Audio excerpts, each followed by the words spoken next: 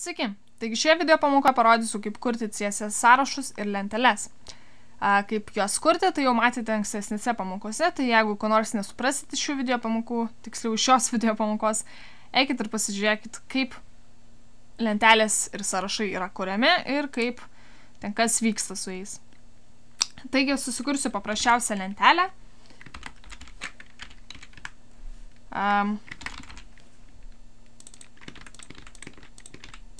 Tai yra sąrašą, atsiprašau. Ir turime paprastą sąrašą. Štai. Toliau formatavimą aš darysiu ant list itemų, tai yra ant šitų kiekvieno. Taigi, kad pasimti li, aš galiu tiesiog rašyti li, bet reikia įprasti po biškį, kad naudoti tuos einančius gilyn ar panašiai selektorius. Taigi pasimsiu ul ir li per tarpą. Tai pasims visus li esančius šitame parent elemente. Tai nepaimtų li, jeigu būtų OL sąrašas. Jeigu supratot, ką turėjau omeny, tai OL, li ir pasiemu šitą. Li pasiėmimas neveiks, jeigu čia būtų OL. Čia būtų OL. Ok, taigi ką galime daryti su štais kiekvienu atskirai. Su kiekvienu item, kaip aš užvadinau. Taigi galime naudotis list style image. Ir image imasi per URL ir eina nuotraukos adresas į kabutes. Kas per nuotrauką šičia? Tai nuotrauka pakeičia šitus rutuliukus. Jeigu turit kokį mažą, nedidelį paveikslėlį, kuris labai gerai tiktų prie sąrašų, tai jūs jį galite kuo puikiausiai naudoti. Bet aš jo neturiu, tai aš tiesiog parašysiu pavyzdį, kaip rašytųsi. Tai arba galite iš karto pilną adresą duoti su HTTP ir taip toliau, arba galite kelią iki to imidžo nurodyti per aplankus, jeigu turite čia va kur nors šalia. Ir ok, šitą punktą pasižiūrėsit patys, nes aš neturiu paveikslėlio jokio, patingiau pasimt. Ok, toliau galime naudoti list style position. Kokie jie gali būti? Tai gali būti inside ir outside. Pagal numatytusius nustatymus outside yra tas, kuris by default būna. Ir tai nieko nekeis, kaip matote, refresh, nieko nekeičia. Dabar, kad matyti, kas tai yra, aš galiu uždėti border.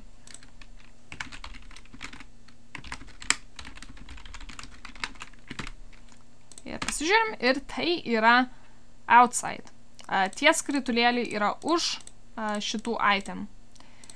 Dabar galime pasižiūrėti, kas yra inside.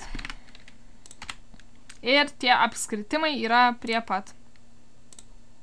Na, tikiuosi suprat, nežinau, kodėl to reikėtų, bet tarkim parodžiau. Ok, galime naudoti list style type. List style type. Šitą dalyką rodžiau ankstesnėme video, kuriame kūriau sąrašus. Tai parodžiau kelis variantus, ką galite naudoti. Tačiau jų yra žymiai daugiau, tai pavyzdžiui, none, square, circle, disks, decimal, lower latin, lower roman ir daug kitų.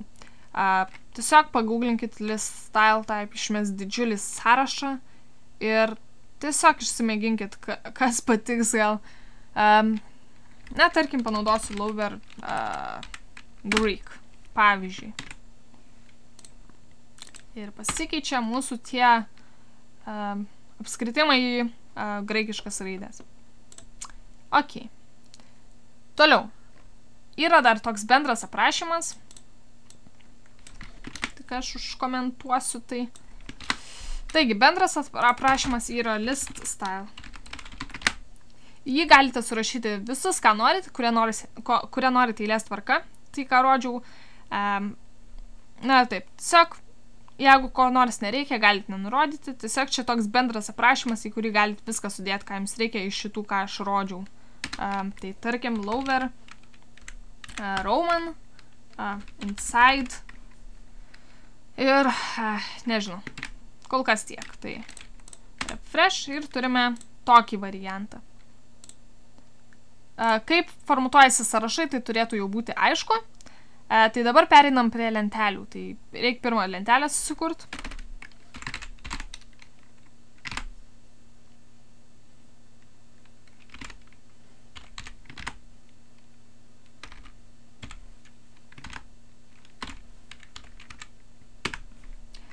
Jeigu įdomu, ką aš čia darau su ta daugyba ir taip toliau, tai aš naudoju tokį dalyką kaip emmet.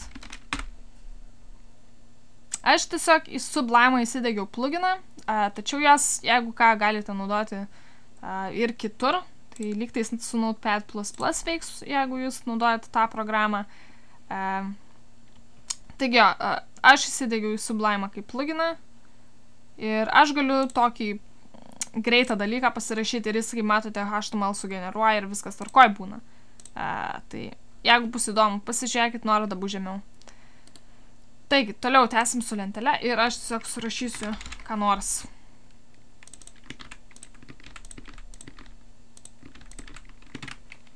Ir turime lentelę. Taigi, ką galime su ta lentelė daryti? Tai su ta lentelė galime labai daug ką daryti. Vos ne bet ką mokiau ankstesnėse pamokose ir panašiai. Ok, tai galime uždėti border. Tai tarkim table.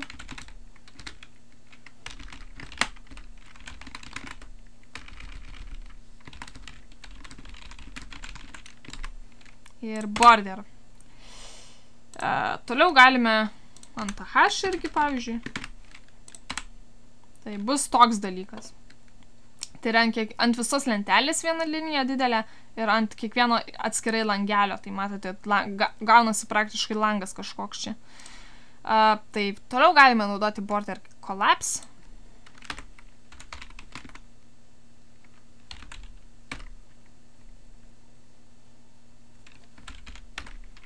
Ir collapse. Ir tai turėtų sutraukti viską į vieną vietą. Toliau galime naudoti width. Tarkim 800 pikselių. Prailgina, bet biškai per daug pikselių paėmiau, tai sumažinam, tarkim. Ir gauname tokį variantą. Galim height naudoti.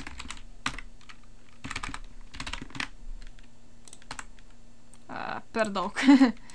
Whoops. Ja, kažkas tokio, tai galiu ir daugiau paimti. Toliau galime naudoti text align.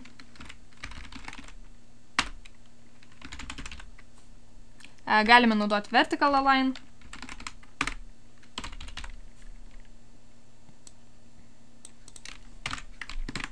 Tai tiesiog refresh ir galime matyti rezultatą.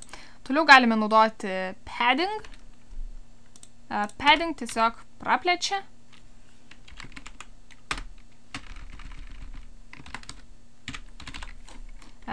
Padding tiesiog kai viena reikšmė, tai praplečia į visas pusės.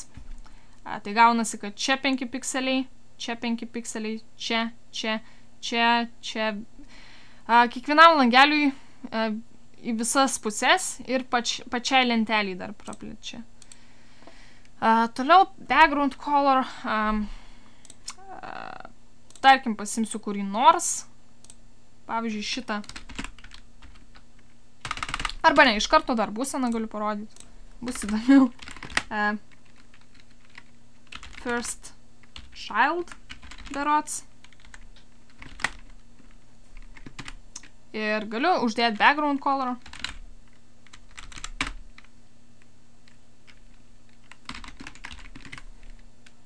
Jeigu nesumaišiau, viskas tvarkoja. First child tai yra paima patį pirmąjį elementą, kurį randa su tr tiesiog. Šiuo atveju tr.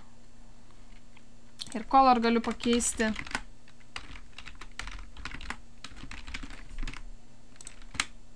Ir ok, taigi matėte daug dalykų ir juos matėte netgi anksčiau.